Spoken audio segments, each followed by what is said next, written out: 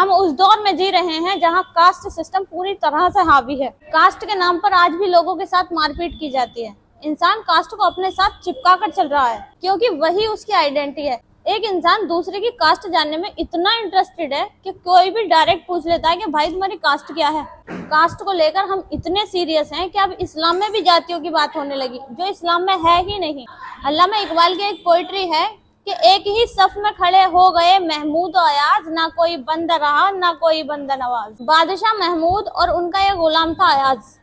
عام طور پر بادشاہ اور غلام ایک برابر تو نہیں ہو سکتے، ایک بادشاہ تو دوسرا غلام، لیکن ان دونوں میں ایک چیز کامن ہے، اسلام۔ جب وہ نماز کے لیے کھڑے ہوتے تو اس پرٹیکولر ٹائم میں نہ کوئی بادشاہ ہوتا اور نہ کوئی غلام، کیونکہ وہ ایک ہی صف میں ایک ہی برابر کھڑے ہو کر ایک ہی رب کے سامنے جھکتے اور اسی کی عبادت کرتے ہیں۔ اب یہ دیکھتے ہیں کہ حدیث میں کاسٹ سسٹم کو لے کر کیا کہا گیا ہے، لیکن اس سے پہلے ہم یہ جانتے ہیں کہ حدیث کہتے کسے ہیں۔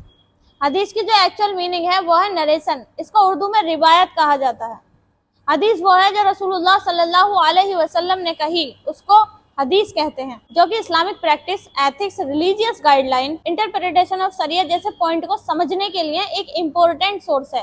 مطلب حدیث اسلامک اسکرپچرز میں ایک اہمیت رکھتی ہے، جس میں کئی فیمس بکس ہیں: صحیح بخاری، صحیح مسلم، ابو داؤد، سنن نسائی، سنن الترمذی، ابن ماجہ اور بھی کئی کتابیں ہیں۔ اب دیکھتے ہیں کہ حدیث میں کاسٹ سسٹم کو لے کر کیا کہا گیا ہے۔ سنن الترمذی، اس کے حدیث نمبر 2955 میں یہ کہا گیا ہے، آلمائٹی اللہ نے آدم کو مٹھی بھر مٹی سے پیدا کیا جو زمین سے لی تھی۔ حضرت آدم علیہ السلام کی اولادوں میں کسی کی اسکن کالی ہے تو کسی کی سفید، لیکن اللہ کے نزدیک وہ ہے جو تقوی والا ہے، جو پرہیزگار ہے، نہ کہ کاسٹ، نہ ہی اس کا اسکن کلر، نہ ہی اس کا سوشل اسٹیٹس۔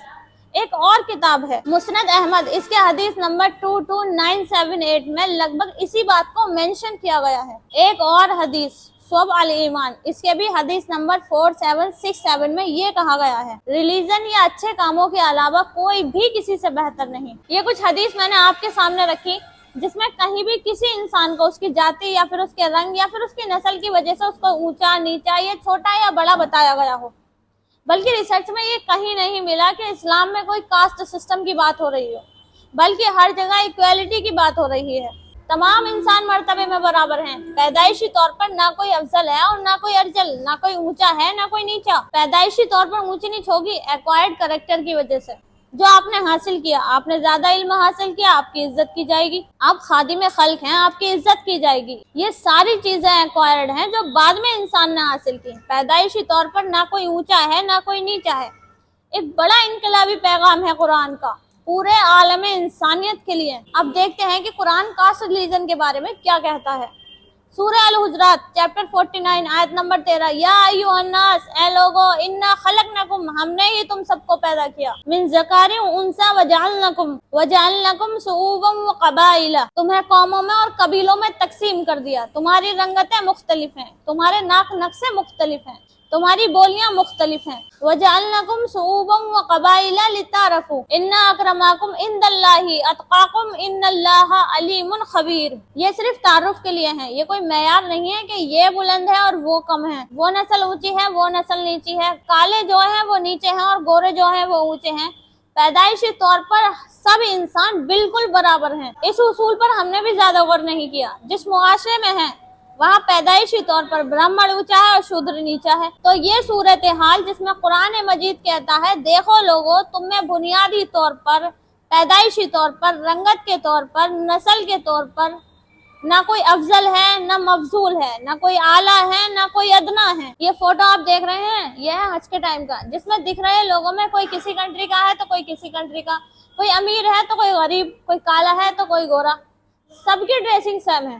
اس میں آپ یہ نہیں کہہ سکتے کہ کس کا اسٹیٹس اوپر ہے، یہ امپاسبل ہے۔ ایک اور ایگزامپل، یہ فوٹوز دیکھیے، اس فوٹیج میں سب نماز پڑھ رہے ہیں، اس میں بھی کوئی امیر تو کوئی غریب، کسی نے اچھے کپڑے پہن رکھے تو کسی نے پھٹے پرانے پہن رکھے۔